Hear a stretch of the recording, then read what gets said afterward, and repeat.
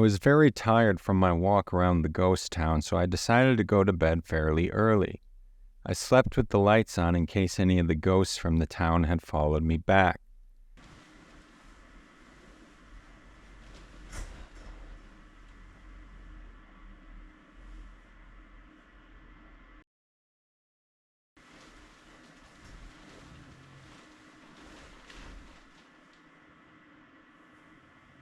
When I woke up, I felt kind of sick, so I dumped some Theraflu in a cup of water and drank it. It tasted like a rusty penny, which reminded me of the Minneapolis stripper with whom I have a pending paternity test, so it took me a while to finish.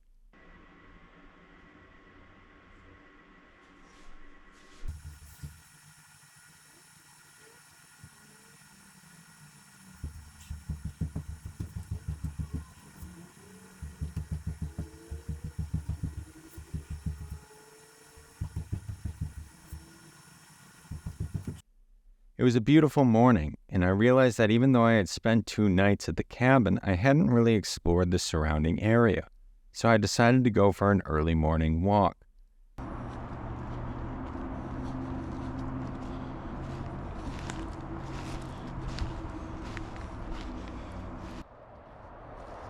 It was actually really lovely outside, and I enjoyed seeing the beautiful nature and getting some early morning exercise.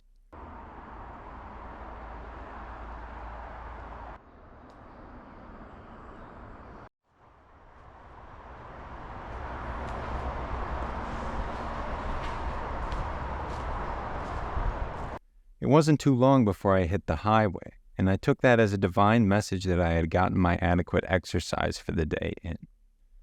As I got back, I realized that the whole time I had been in West Virginia, I hadn't actually explored the town of which I was staying in, the town of Fayetteville, so I decided to do just that.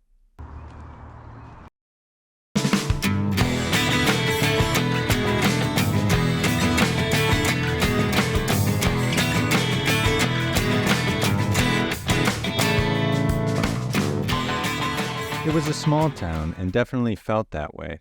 It reminded me of my hometown and kind of helped alleviate the homesickness I was beginning to feel.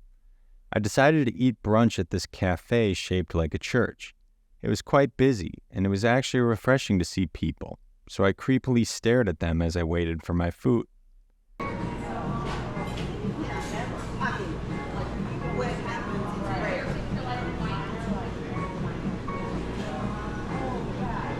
Once my food came in, I was excited to dig in.